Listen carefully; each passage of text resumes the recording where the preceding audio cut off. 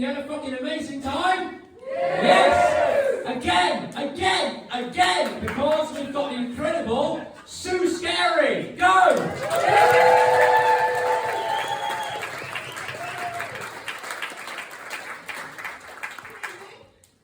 Everybody having a good time? Very good. My name's Sue Scary. Scary is not my real name. What a surprise. My first name is Sue, my married name is Carrie. I went back into work after getting married and they went, Scary! And I went, fucking amazing.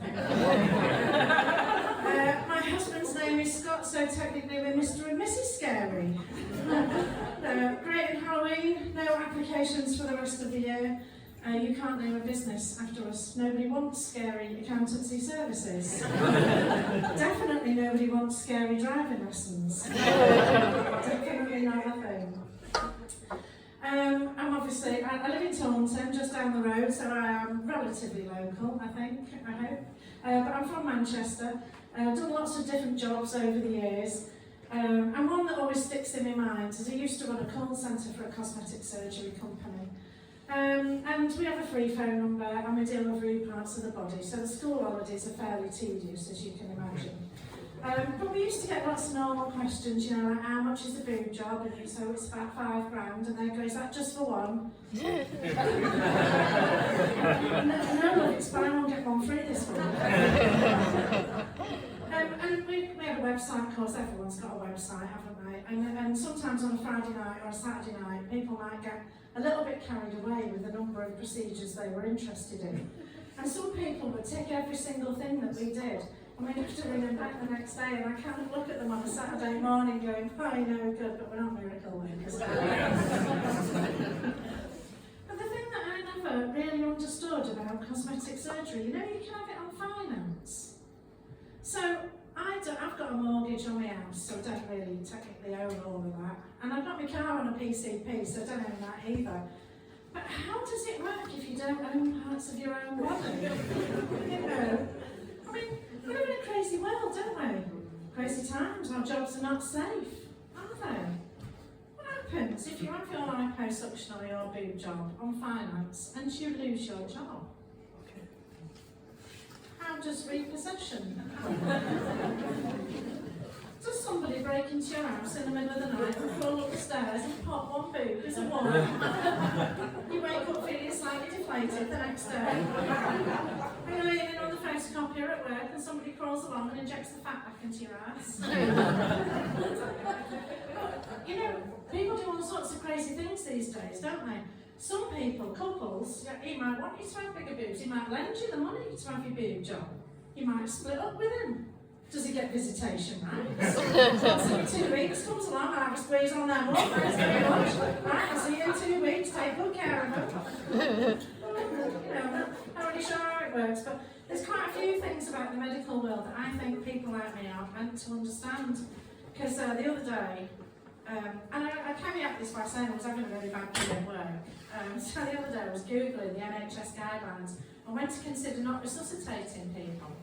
And the number one situation to consider not resuscitating someone, according to the NHS, is decapitation. I think I've worked that one out for myself.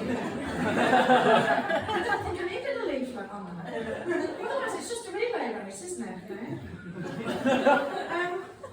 And when I moved down there, obviously I didn't really have any friends down there. I was getting to know people, and I got a bit depressed. And I went to the doctors, and I thought, I'll have to go and see the doctor, and maybe I'll get some good drugs, and that will help me through it. But unfortunately, our NHS has been reduced to the provision of leaflets these days. So I got a leaflet instead of anything else. And it was the top 10 ways to help combat depression leaflet, which I've renamed Jack and Jill's little book on depression. It's really simple for me. And on the first page it said, top 10 ways to combat depression. At number 1, do things you enjoy. Oh, fuck me, that's where I've been going wrong all this time. Number 2, make a list of all your friends. Oh, that's how I fucking play. But I've got a different job now, and I travel quite a lot for my job, and I spend some time in London now. It's a bit crazy down there, and I'm always going to eat on my own, and I'm always hearing other people's conversations because I'm bored and nosy. And the other day I was out, I listened to this couple, and they sat down for dinner. They're obviously on about the third date because they're still swapping stories about each other and about their lives and about their children. And the one guy says, he said, yeah, my ex phoned me up and the son was going off to Italy, and she said, have you put any condoms in his bag? And he went, shit, no I haven't. So he phoned Deliveroo and got them to deliver 2 packs of condoms. And I thought to myself, I mean, that's great, isn't it? If you can get Deliveroo to deliver your condoms. Right, you're there in the heat of the moment, shit, no condoms, phone Deliveroo. Deliveroo, that poor bastard is cycling as fast as he can. 20 minutes later, the doorbell rings and the guy turns up with the condoms, and I'm sorry, love, you're 17 minutes too late. Sorry, I finished myself off. What if he turns up right with a cauliflower? Sorry, I couldn't get any condoms, so I just got a substitute for it. I mean, can you sue him, you know, if you get pregnant after he brings you the cauliflower? It's not going to work, is it? I mean, I would have been happier with a cucumber, you know. Other vegetables are available, and when I'm travelling around and I'm listening to people, I'm reminded a lot of like sayings that people have, because I travel quite a lot. There's a lot of different sayings around the country for things. I mean, I always used to have some crackers. And when I used to work in the call centre, I used to introduce people to one of her phrases, which was describing work attire. And she used to say, if you can see up it, down it or through it, it's not suitable for work, which I always thought was quite sensible actually. And in some of the call centres I worked in, we would, especially the ones near Liverpool, we would kind of look at people as they come in, all right, well, what have you come as today? Because they were always dressed for a night out in Liverpool. And I was recruiting in this one call centre in Liverpool, and the guy he was a Manchester guy who ran it, and we were in Liverpool. And he said to me, I don't want you to employ any Liverpudlians, which I thought was quite difficult given where we were. And he said to me, how's the recruitment process going one day? I said, yeah, it's all right, I've got a few candidates. He said, have you given the chicken test? I said, what the fuck's the chicken test? He said, well, you ask them what they had for dinner. If they go, chicken, they're going for the job. So that's kind of stuck with me, as you can tell. I don't do that down here, though. People say to me, where are you to? And that really confused me. For quite some time, where am I to what? Why don't you just ask me where I'm going, for fuck's sake? I mean, I used to have another one, and I'm always reminded of it when I go to London now, because the fashion, like, you know, like, when you've got like your trousers don't wear your ankles.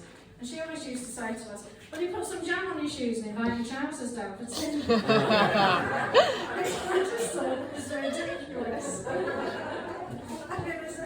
But then when I moved to Manchester, they have a different phrase for that up there.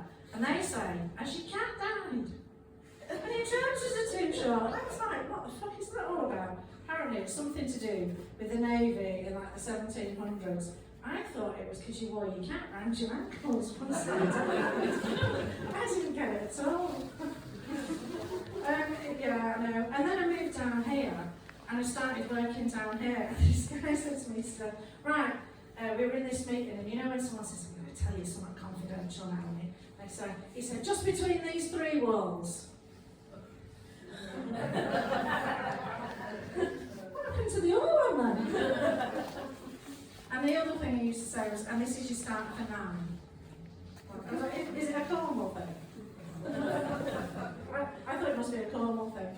Anyway, I'm reminded of the festival season this week, because obviously Glastonbury's on it. Traffic's been a bit of a nightmare around some places. I can't go camping anymore, because the last time I went camping, things ended rather tragically for our mattress and ourselves. I'm one of these people, I got a bad back because I got run over when I was 18. Was not my fault, I hasten to add. Car hit me going 40 miles an hour. I was a student, all I was trying to do was get from the bar to the ball. Now I might have had a few drinks, there might have been some booze involved. Poor old Gay, the two of us with one car, poor old Gay went over the car and into the road. And he says to us, I'll give you a lift to hospital. I thought that was very generous of him since he'd run us over. And he said, but I'm on my way to pick up my young son from Scouts, so we can't leave him standing on the side of the road. Can we? Would you mind if we carry on? So I thought, it's a bit odd, but yeah, go on then. I had this vision of this little 10-year-old lad crying on the street corner at 10 o'clock at night because his dad hadn't picked him up. It's a fucking 18-year-old adventure scout. We had to detour to go and pick him up, you know. Anyway, I've got a bad back because of that. So when I go camping, I camp up one of them little roll mats. I'm the person who turns up with a 6-man tent and a huge king-size inflatable bed. So we went to this festival and we had all this gear. We went out dancing, come back about 4 in the morning, weaving our way through the tents. And some people have the light in the wrong place, don't they? They're having a very good time in the tent. And you can see everything. All those lovely shadows moving. We climb into our bed. We're a bit older now, so none of that for us. We just get into bed and we lie there on the Milo, like this, listen to all the sounds of the campsite and go, shit, there's a fucking puncture in this, isn't there? And you know what it's like when there's a puncture in your air mattress and you can't really move, and we lie there going, as long as we don't move, we'll be absolutely fine. So we lay there for a few minutes and I got cramp really badly in my leg, but we're inside the sleeping bag. And so my husband's there and he's next to the open bit and he sleeps face down on the mattress, which is a bit awkward because I go like this to get over it. And he goes, straighten your leg, straighten your leg. I can't straighten your leg, you're fucking suffocating me, get off me. And of course, the mattress has sprung up like the fucking white dog stands over, hasn't it? Because one of us has bloody well moved off it. And I get crampy in the other leg and I'm on top of it like, and then he turns the bastard light on. Next morning we got our standing ovation for that. I mean, I had a crowd of us in a caravan. Thank you very much everybody, I've been seeing